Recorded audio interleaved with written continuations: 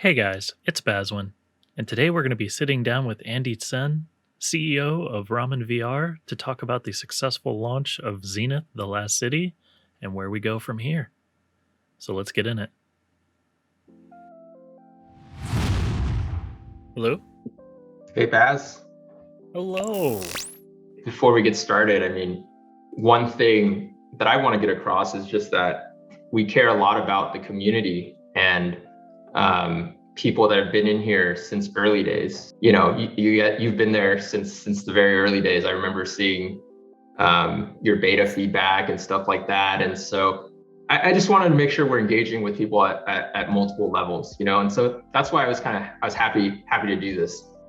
I appreciate it. And fortunately, the community has been so gracious and so understanding every step of the way. And I think that's a credit both to them and to you guys for trying to meet so many goals so quickly and covering so much ground with so few resources. Having funding from outside backers or having funding from the Kickstarter, that doesn't make up for skilled driven people, and I think you guys really have that, and I think you guys are in a place to where you can definitely make this a complete home run, not just for the short term but also the long term. So to that end, I have questions. Sure. Yeah, fire away. You studied at University of California, and you have, I wanted to say it was dual degrees? I got a double major in computer science and economics. Yes. So this is your first, I want to say your first take as a CEO? Yeah, first, I would say first successful attempt. Absolutely, 100%. When you guys went in with this multi-shard implementation, there was a number of issues, and having the multiple virtual machines allowed you to just kind of spin one up and turn one off and allocate resources that way. However, as you continue to refine it, do you think you're going to stick with that multi-shard design, or do you think you'll start bridging servers together to make larger playable instances? Or do you think you're going to keep it more segmented so that way it's more manageable when things do go wrong? Yeah, I think what we're seeing is a very early kind of iteration of what Zenith will look like in the future. And that includes both gameplay, but also our backend architecture and systems. And so our goal is to continue evolving the server architecture as we scale out the team and as we improve upon the game's foundations. So yeah, we're not quite there yet. As you noted, we do have the idea of multiple shards right now. Our goal is to eventually have a much larger interconnected world, and that's going to kind of require us to revisit how our servers are currently hooked up, but it is something that we actively look into. Okay. So moving on from that, one of the questions I get asked very frequently is, will Zenith be available for PC non-VR? Often with comparisons to VR chat. Now, I know that you're not going for a VR chat clone by any means, but do you think that the non-VR client is still in the pipeline? And if so, do you think that's a long ways off? Do you think that's something that might happen this year? Or is that just sort of up in the air at this point? So Lauren and I have said for a long time that VR is kind of going to be the initial entry point for Zenith, but that desktop and non-VR are extremely important to us in the long run, because there's always going to be PC and mobile and console. Those things are not going away. VR is a very different experience. And our goal is to kind of blend all of these things together to have a seamless kind of interaction that plays really well to the strengths of the platform. We don't want to just do a random clone of our game with, crappy ports into non-VR. When we do come out with the non-VR version, it's going to stand on its own and it's going to feel like a novel experience, and it's going to be built specifically for that medium, right? That's our hope, and it is definitely in our development pipeline. You know, we have not given up on that yet. Like as we said, you know, we gave a Kickstarter update recently that we are still committed. In fact, this is, you know, a very critical strategic thing for us to be on non-VR platforms as well, because we just view every screen as a window into the world of Zenith, right? Nice. I like that. Yeah. All right. So moving on from that, I was going to ask several questions about the public test realm. Most of these have sort of asked and answered already. The one thing I will ask is, do you have any current, larger features that people should be looking for this next month in the PTR, as far as expected development goes? Things they could go and help you guys test out or get sort of like an introduction to. Yeah, we're working on. So one of the things that I think we can do better on is our product roadmap. You know, we want to be more transparent with you guys. It's just that right now, all of our focus has been on developing and building the things that are on that roadmap. And we're finally getting to a point where we can take a step back, breathe a little bit, and communicate more of what we're working on. So, you know, we have a lot of exciting things coming up for the next minor update, which we aim to do roughly once a month, these minor updates, and then major updates, you know, will come a little bit less frequently. I can't tell you exactly what's going to be on the next minor update, just because we're still building it. So it just depends on what we're able to get in time. But I can tell you that the focus is going to be on quality of life things that are, you know, that we know are kind of annoying our user base and our players, things that will make things way better. I guess I can give you one example. There will be way more inventory space in this next update. I can't tell you exactly how much there will be, but there will be a lot. And so there's also going to be a way to kind of separate cosmetics, have your cosmetics in one inventory in one place, so you don't have to like trade spaces if you're, you know, OG founder. And then there will just be more inventory space in general. So that's just one of the many things that are going to be coming as quality of life improvements over in this next update. I'm super glad to hear it, because the inventory, it didn't seem like a thing at first, but it started to get a little out of control. So much of what makes an MMO is the player-driven content.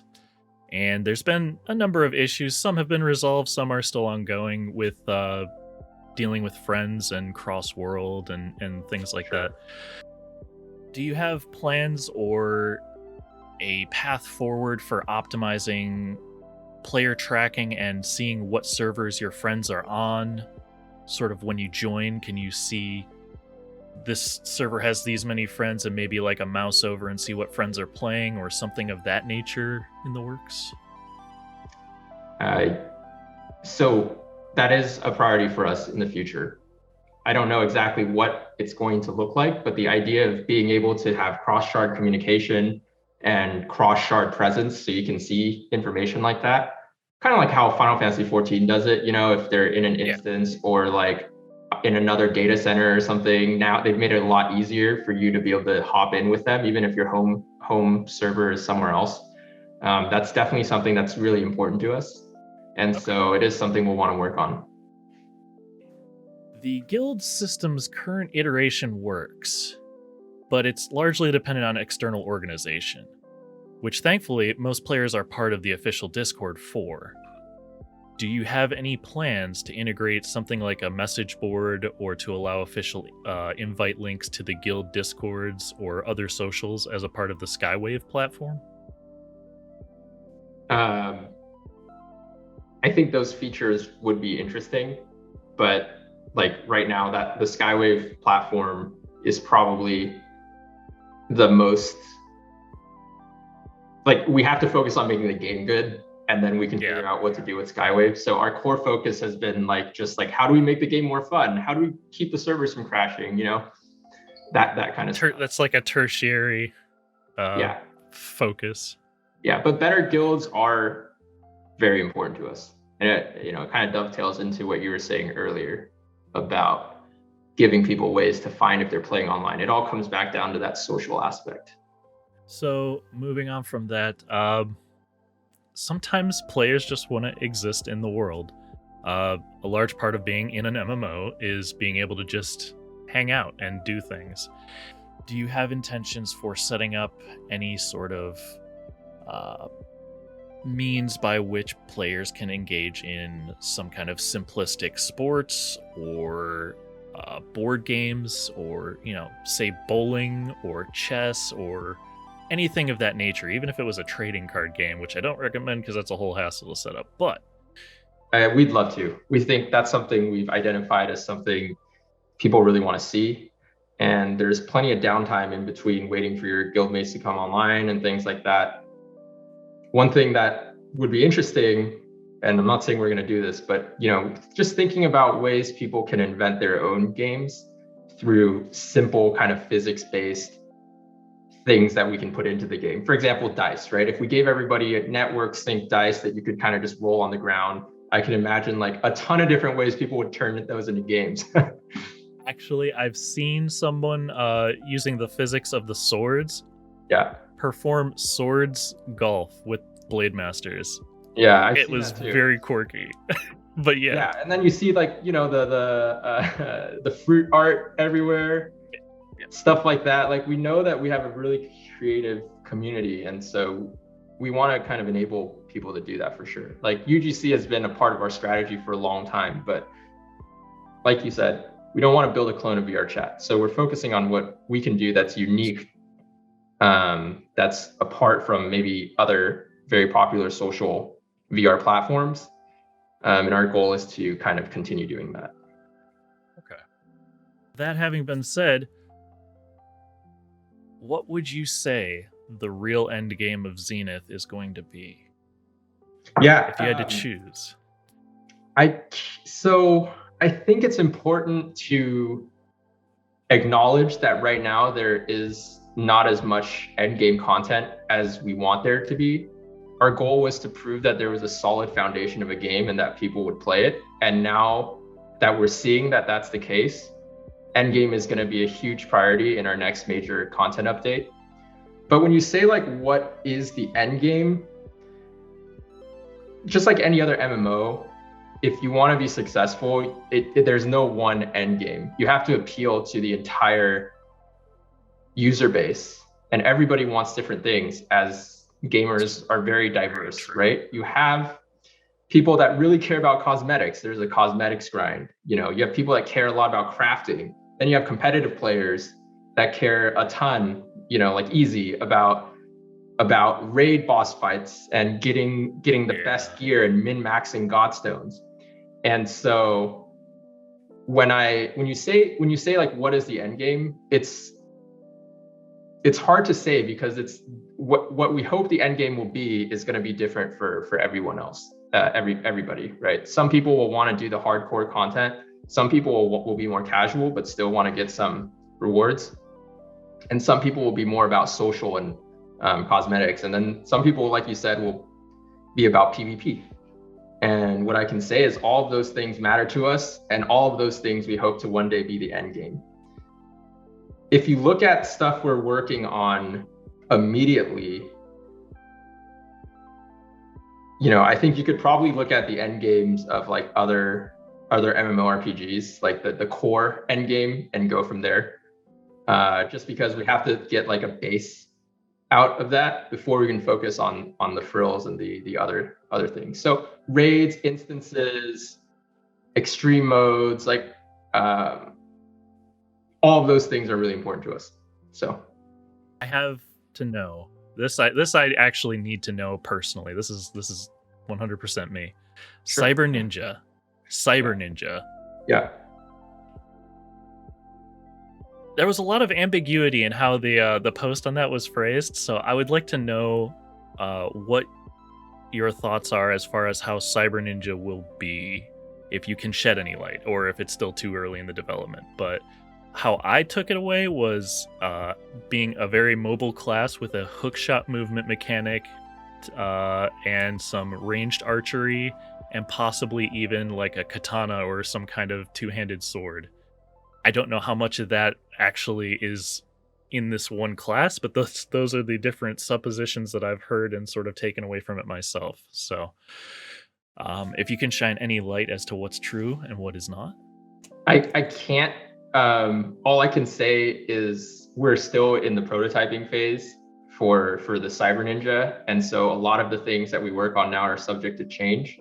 We want to create something that feels completely different from the other two classes, and so that's kind of our main focus.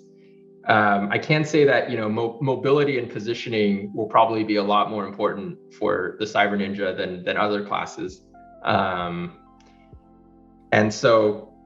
The other thing was when the impetus behind this was to think of quote unquote, the leather class when you play D&D, right? That's kind of, Okay. A ranger, rogue, those types of archetypes. We kind of have the sorcerer wizard. We kind of have the tank / physical DPS, but there's nothing that's kind of like the in-between class. The agility, the dexterity, and so that's going to be the focus, is on letting players live out that fantasy. But it's too early to tell, specifically what is going to be what. We're definitely going to have bow and arrow. That's the only thing I can say, because we need a bow and arrow class, and I think so many it's going to be a lot of fun. So many people are excited just as soon as they saw there was going to be a bow and arrow. That's like up there. That was one of the top two. Some people were chanting monk and people were chanting archery, and those two were just at the forefront. I heard summoner too. I had heard that, but I'm still curious as to how Dingbo pet's gonna work, but I don't know how we're gonna do with summoning other things. We have all the models and everything ready. We're just trying to figure out how to slot that in, given everything else the community really needs and wants right now. Corrupted Reliquary was an instance dungeon in the alpha. Is that still in the works, or was that too buggy to? So no, it's still in the works, and much more. I just can't give you a timeline on that yet, but yeah. Housing, do you think that will also be sort of like an instanced housing? And do you think players are going to be able to visit, or is this going to be like a solo housing? And definitely players will be able to visit. I don't know what the tech is going to be like yet, but definitely players will be able to visit, and you'll be able to customize. Character customization, do you plan to enhance that further, add more hairstyles, more facial features, that kind of thing? Yes. Facial hair, everything, wrinkles, body types, everything people want. It was asked of me that I ask you, are you going to have it to where you can change it later once you've added these new ones? Probably. You guys have recently said that you need to hire more people. What are the main job positions that you need right now, that you're looking for right now? If somebody's watching this video and they fit this particular position, what positions should they be looking to apply for? Sure. You can actually find the jobs on our website. So I think it's RamenVR jobs. You just search that. But we are hiring for a variety of roles across all disciplines. And you're right, we are a small team today, but we know that that's not going to sustain, and that we need to hire more. And one thing I want to just, because a lot of people don't have a correct idea of how game development and hiring works. You don't just bring people on board and then they immediately start being productive. There's this huge kind of cost to every person you bring on board. That's not just the money, it's communication, ramp up. You actually expect the team to be less productive when these people are ramping up. And so we just have to our entire structure kind of has to shift as we move from 15 people and kind of garage, working in a garage, quote unquote, to scaling a team. And we have to make sure we preserve the culture while we're doing that. So it's not like, oh, we don't have the money to hire people. It's like we don't want to hire the wrong people, and we don't want to put them in positions where they can't succeed. Do you think you'll be hiring a full-time social media manager going forward, someone to basically take some of the workload off of you here and do the Q&A, also to set up events and generally coordinate with the public? There's no plans to hire a social media manager at this time. But if that changes, we'll let the community know. Yeah. I have to slip one in. You can literally say no. Okay. Fishing. No comment. No comment. Yeah. We'll see. It's something I really like, and I'd love to see it in the game, but we don't have anything official to announce yet. You lasted longer than people expected. They said you would drop call as soon as I asked, so. But no, I appreciate everything, Andy. Thank you so much. And if there's anything that you have to say to the players in general for like the video content, if there's anything you have to say to me, or if there's anything you want to ask of anyone, we're here to help as much as you're here to grow the company and the game. So yeah, no, just really appreciate everybody's support so far. And we're just getting started with where Zenith is. This is you guys haven't even seen 10% of what will become. And so I want to thank everybody for joining us on this journey early on, and I can't wait to show you guys what we have cooking. Thank you so much for your time, and I will let you get on with your day. All right, see you later, Baz. Thanks for watching, Zenithian. If you like the video, smash that like button. Be sure to subscribe so you don't miss any new videos. And if you have any questions or comments, as always, leave them below.